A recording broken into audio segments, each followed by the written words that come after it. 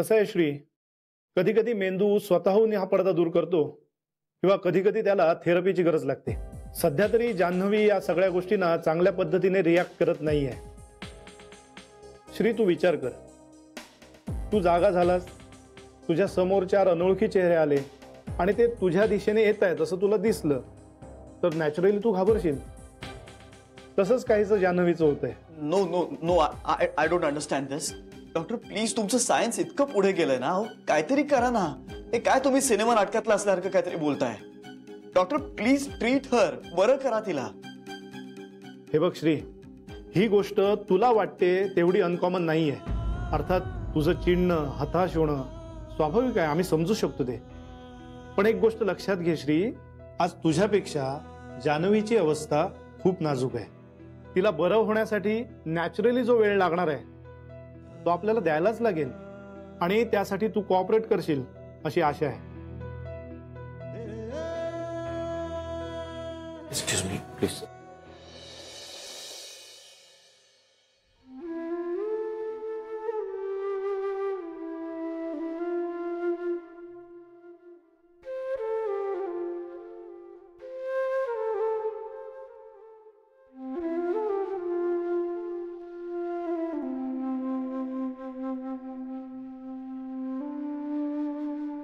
जान्हवी, जान्हवी, बघ बघ ना इकडे. जान्हवी, मी आली. कशी आहेस तू? बरं वाटतंय तुला? हे बघ, हे बघ, अळूवड्या आणल्यात, तुला आवडतात ना म्हणून.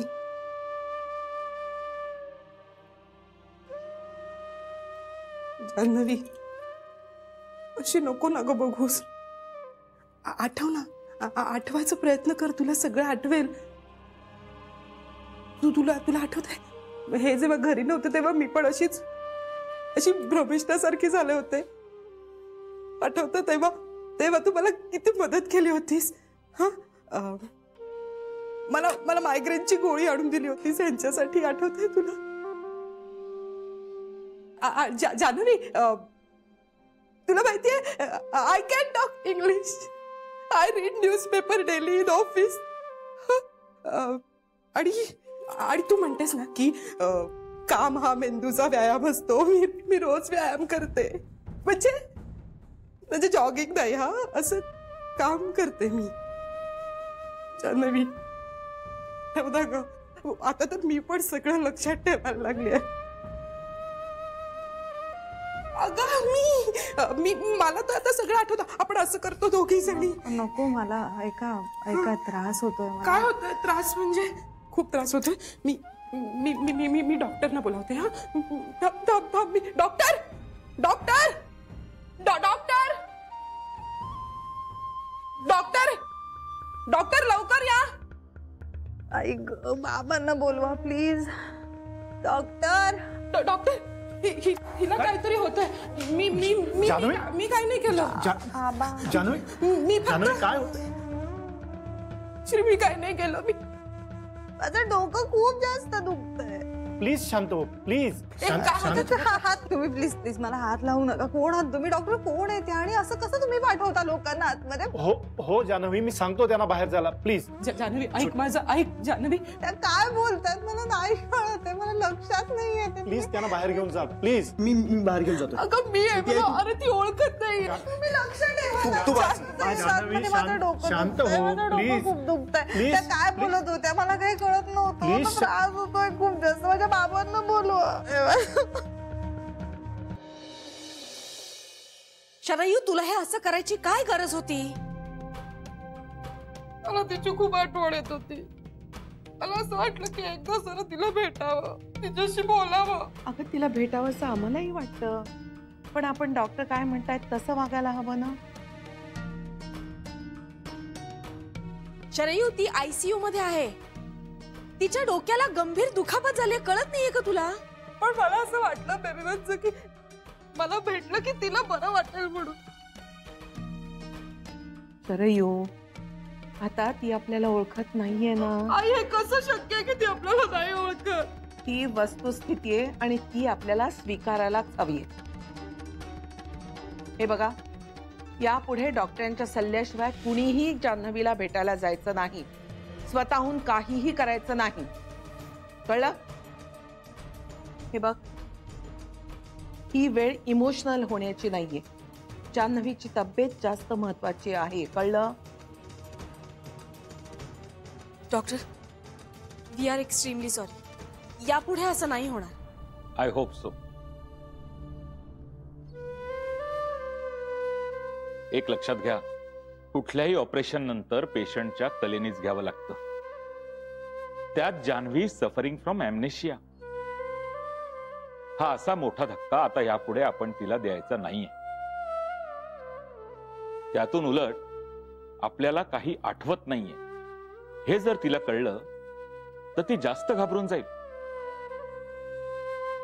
Please try to understand. We don't want any more complications.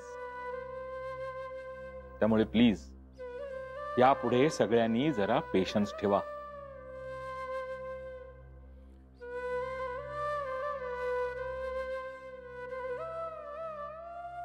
येतो मी. Thank you doctor.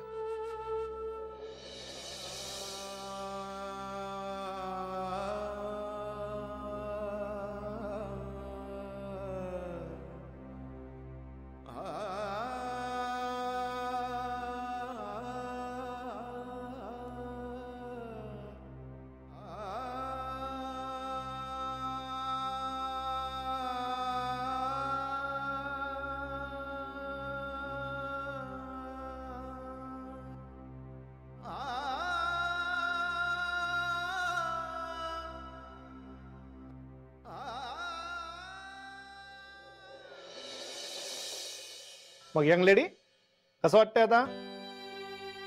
बरं वाटतंय. झोप आल्यासारखी वाटतंय का सारखी? हो, पण मी जागी असते ना तेव्हा एकदम फ्रेश असते. गुड. काही दुखत असेल किंवा काही प्रॉब्लेम असेल तर लगेच सांगायचं. डॉक्टर, माझा ना हात खूप दुखतोय आणि पायात सुद्धा सारख्या मुंग्या येत आहेत.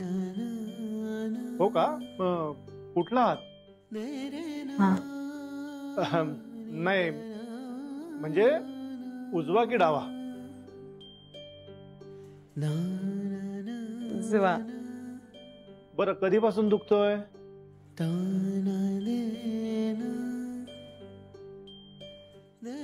खूप दिवस झाले दुखतोच आहे असंच वाटतंय. नाही म्हणजे इथे आल्यापासून दुखतोय का? हो बहुधा. बरं मला सांग, तू इथे कधी आलीस? तुला काही आठवतंय?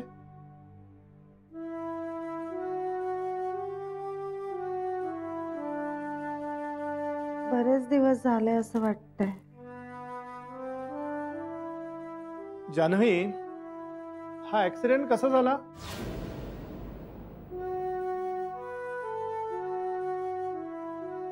नाही म्हणजे अगं तुला एवढं लागलंय ना, ते कशामुळे? म्हणजे तू पडलीस की रस्त्यावर कशाला तरी आदळलीस? नाही म्हणजे नक्की काय झालं? तुला काही आठवतंय?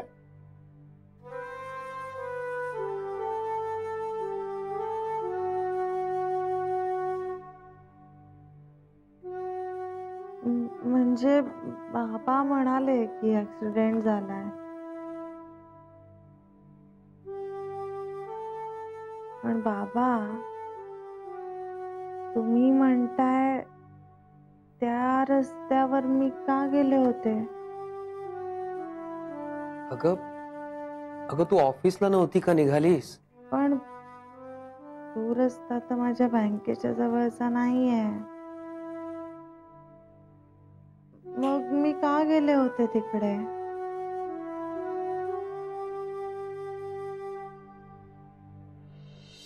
हे तुला नक्की आठवतंय? हो, आता किती वर्ष मी घरून बँकेत जाते की, आणि रस्त्यांच्या बाबतीत तर माझा गोंधळ होणं शक्यच नाही. अगं तू वेगळ्या कुठल्या तरी कारणाने गेली असशील ना तिथे? असेल. बाबा, सुट्टी खूप झाली ग माझी. सरांशी बोलायला हवं आता.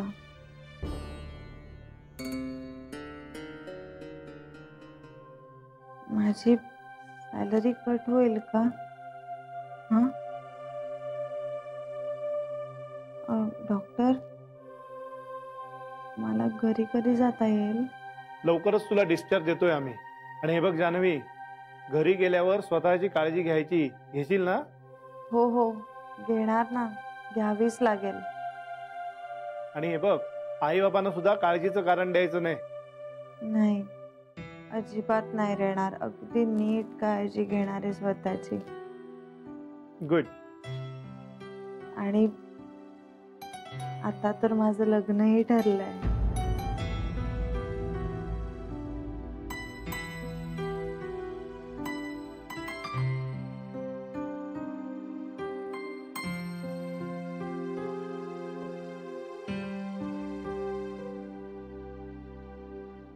अगं हो का? अभिनंदन. पण कुणाशी ठरलंय तुझं लग्न?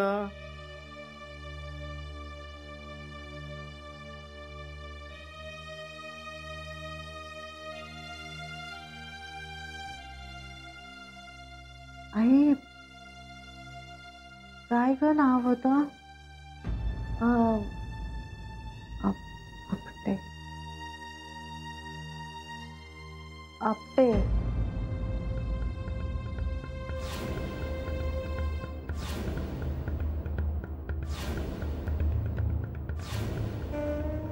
अनिल आपटे असं नाव आहे त्यांचं.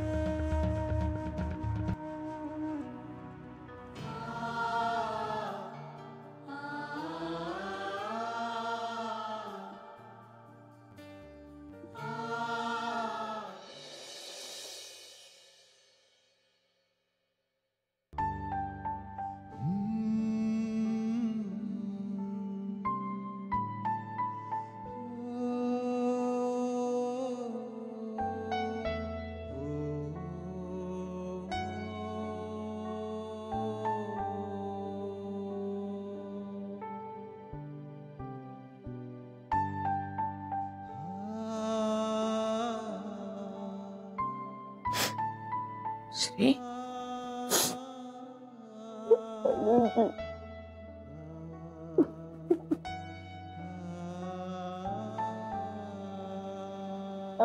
माझी जान्हवी मला ओळखतच नाहीये. माझी जान्हवी, आईची आपली जान्हवी माझ्याकडे बघून तिचे डोळे हसरे होत नाहीये. तिच्या चेहऱ्यावर गोड विश्वासाचं हसू नाहीये. ती ज्या परकेपणाने माझ्याकडे बघते ना, याची खूप घाबरायला होतं ग. हे बघ, ही तुझी परीक्षा आहे असं समज. आपण उत्तमातली उत्तम ट्रीटमेंट देतोय ना तिला, ती बरी होईल. पण तोपर्यंत हे असं तिचं मला न ओळखणं सहन करत राहायचं. आईजी, अगं तिच्या दृष्टीनं मी तिचं सर्वस्व होतो आणि आता अचानक मी तिचं कुणीच नाही. आईजी, हे खूप भयंकर आहे. हे भयंकरच आहे श्री, पण आपण निदान बोलून तरी दाखवू शकतो. विचार कर, तिचं काय होत असेल? तिला सगळीकडे अंधार दिसत असेल का? का सगळीकडे भिंती असल्यासारखं वाटत असेल? हे बघ श्री, तिची आठवण गेलीये. आठवणीतल्या आपण नाही गेलोय. हे बघ, आज तू तिच्यासाठी कुणीही नाहीयेस, पण खरी गोष्ट आपल्याला माहित आहे ना. मग आपणच धीर सोडून कसं चालेल? हे बघ बाळा, कधी कधी आपल्या माणसाच्या भल्यासाठी आपल्याला त्याच्यापासून दूर राहावं लागतं. जान्हवी पासून मी तिच्यापासून दूर राहू? आई आजी, अगं जीव घुसमटतो माझा. ती समोर असून नसते. मला तिच्याशी बोलता येत नाही, तिचा हात हातात घेता येत नाही. तिला होईल बाळा, हे सगळं होईल, काळजी नको करूस.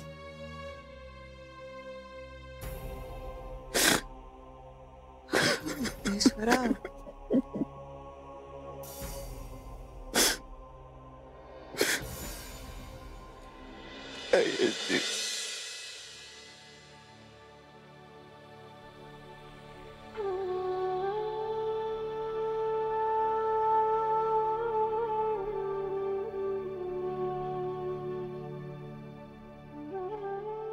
पांडुरंगा, आज तुझ्या पुढे दिवा लावताना हात थरथरला माझा.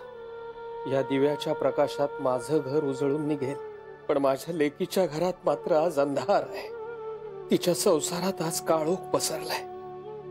तेव्हा मला पैसा, अडका, मान, मरातब काहीही नको. माझी मुलं हीच माझी संपत्ती आहे रे. अभिमान वाटावा असं जर माझ्याकडे काही असेल ना, तर ती म्हणजे माझी मुलंच. माझी जानू, जावई बापू, त्यांचा संसार, ह्याच काय ते आयुष्यातले आनंद देणाऱ्या गोष्टी आहेत माझ्यासाठी. पण आज माझ्या हातून असा काय अपराध घडला रे, की ज्यामुळे तू माझं एकमेव सुखही माझ्यापासून हिरावून घेतोस. परमेश्वरा, माझ्या जानूला बरं कर. जान्हवी माझी लेक असली तरी सासरकडचे सगळेच तिच्यावर मुलीसारखीच माया करतात. तिच्या सुदैवाने असं प्रेम करणारं घर आणि अशी माणसं तिला लाभले.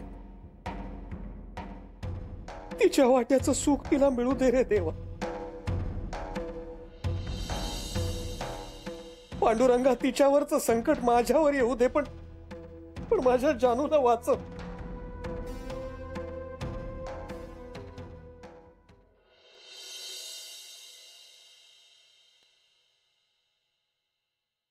आहो पाणी.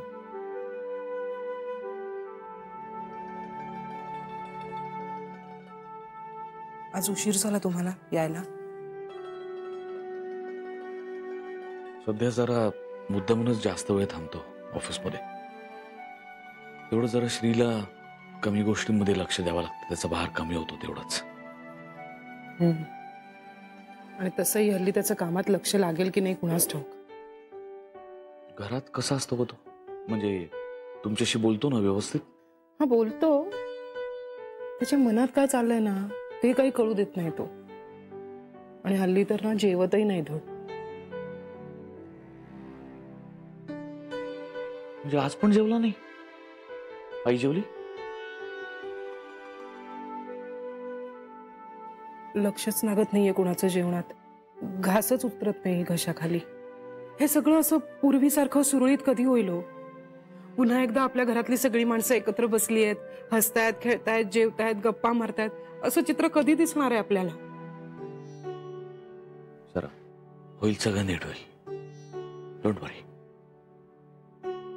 सध्याची परिस्थिती बघता सगळं नीट होईल अशी आशा बाळगायची की नाही असा प्रश्न पडतो. हे बघ शरा, ही एक फेज आहे. ती तिचा वेळ घेऊनच जाणार. आपण कितीही घाईकुतीला आलो ना तरी त्याचा काही फायदा नाही होत अशा वेळेला. पण श्रीकडे नाही बघवत. त्याने का सोसायचा हा त्रास? हे सगळे भोग त्याच्याच वाट्याला का?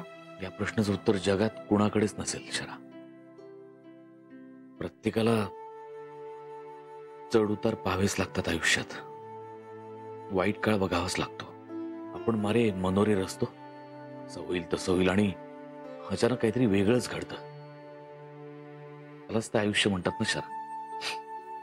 पण मग हे असं आयुष्य आपल्याच वाट्याला का आलं? मला कळतंय. तुम्हाला सांगितलं ना मी, लहानपणापासून आम्ही सगळ्या जणी त्याच्याशी बोलायचो. मनात काही असेल ना तर पहिलं जाऊन श्रीला सांगायचो. आम्ही त्याला जे काही सांगतोय ते त्याला कळो न कळो, पण तो ऐकून घ्यायचा आणि मग आमच्याकडे बघून गोड हसायचा. आपल्या त्या म्हणण्यावर कुणी प्रश्न विचारत नाहीये, कुणी आपली मतं मांडत नाहीये. कधीतरी हे नुसतं ऐकून घेणं फार बरं वाटतं. मी इतकं विश्वासाने त्याच्याजवळ सगळं बोलायचो, पण आता श्री आमच्यापाशी बोलतच नाही, त्याचं मन मोकळंच करत नाही तो. शरा, आता या परिस्थितीमध्ये सुद्धा तुम्हाला काय वाटेल याचा विचार करून कदाचित तो बोलत नसेल काही. म्हणजे बायका इमोशनल असतात, त्यांच्याशी या अशा सगळ्या गोष्टी बोलल्या तर त्यांना त्रास होऊ शकतो, हे असे सगळे विचार पुरुषांच्याही मनात येत असतात शरा.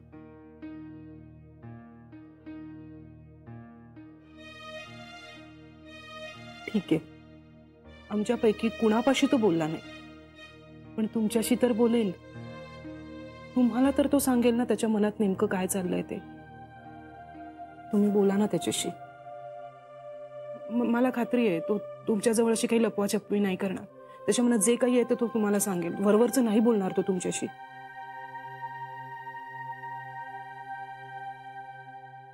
ठीक आहे, बोलतो.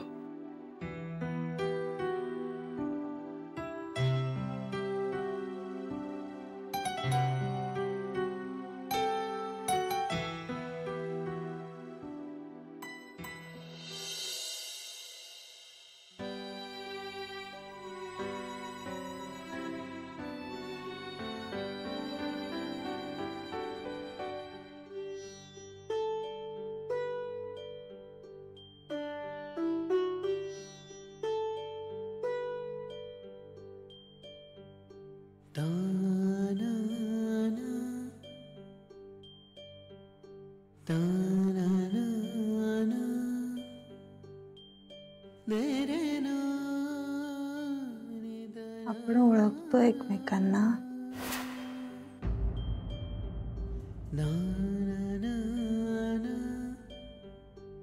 आता तर माझं लग्नही ठरलंय. अनिल आपटे असं नाव आहे त्यांचं.